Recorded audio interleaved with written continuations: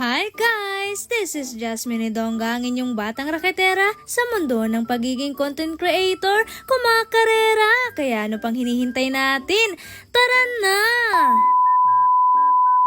For today's vlog nga mga guys, isamahan nyo nga pala kami sa aming mga kaganapan nung holiday. Opo, nakaraan pa nga po pala tong vlog na to at dahil ngayon ko nga lang po ito na-edit, kaya ngayon ko lang din po ito mapopost. Katatapos ko nga lang palang mag-toothbrush dyan at ngayon ay maglilinis na nga ako ng sarili ko. Syempre, bagong ligo nga tayo dyan dahil nga may pupuntahan tayo. Ngayong araw nga pala ay pupunta nga kami ng church. At ang kasama ko nga pala yung kapatid kong si Johnny. Dalawa nga lang pala kami nandito sa bahay dahil nga wala sila mama at papa, nagtatrabaho kasi sila. At syempre, dahil nga wala sila mama at papa, ay kami na nga rin na naglilinis dito sa bahay. Para nga makatulong pa rin kami sa kanila kahit na pumapasok pa rin kami sa school. At so yun na nga guys, natapos ko na nga palang ayusan ng mukha ko. And this is my look for today's vlog guys. So simple lang tayo ngayon. At so yun na nga guys, papunta na nga pala kami ngayon sa simbahan. So ayan, kung nakikita nyo ay nilalakad na nga lang namin dahil nga malapit lang ito. At so yun na nga, nandito na nga kami sa labas ng simbahan at sakto nakita nga namin ang pamangkin namin na si Chiboy. Tinawag kasi namin siya, tinanong kung tapos na nga ang simba. Anong oras na nga rin kasi kami nakapunta at tamang-tama hindi pa nga daw pala nagsa-start ang simba. Pagkapasok nga namin ay nakita nga namin sila Isa at Ate Azalia dito. Tinanong ko na nga pala kung anong oras magsa-start ang simba at ang sabi 3:00 pa nga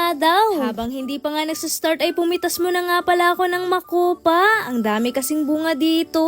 At alam nyo ba guys, sobrang sarap nga ng prutas na to kapag hinog at talaga namang naparami nga ang kain ko. At pagkatapos nga nun tumabi mo na nga pala ako kila Isa at ayan nagpipicture nga silang dalawa ng kapatid ko. Habang naghihintay nga kami ay nagse-selfie muna nga kami at nagkwekwentuhan. At so yun na nga guys, maya-maya nga ay magsa-start na nga ang simba. Kaya pumasok na nga kami sa loob at pumunta na nga kami sa mga kanya-kanya naming upuan para praktisin yung kakantahin namin mamaya. Kasali kasi kami sa choir kaya kakanta talaga kami mamaya. At so ayun na nga guys, magsisimula na nga pala ang banal na misa. Kaya ayan, tumayo na nga kaming lahat. At pagkatapos nga nyan guys, ay hindi ko na nga pala na-videohan lahat. Dahil nga kailangan ko rin gamitin yung cellphone ko mamaya para sa kakantahin namin. At so ayun na nga guys, natapos na nga pala ang misa. Pagkatapos nga nun ay nagpicture-picture na nga lang kaming lahat. Nagpa-picture nga rin pala kami kay Father, pati na rin sa mga likom na naglingkod dito sa simbahan. Pagkatapos nga namin magpicture ay inayos na nga nila ang mga santo. Hindi na nga rin pala kami nakatulong dahil nga masyado itong mabigat para sa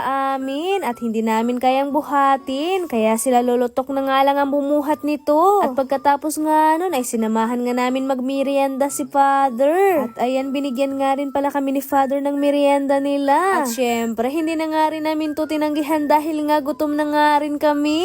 Kaya thank you so much po talaga Father Marlo. Sobrang bait nyo po. At so yun na nga guys, dito na po nagtatapos ang aking vlog. Maraming salamat po sa panonood. Bye-bye!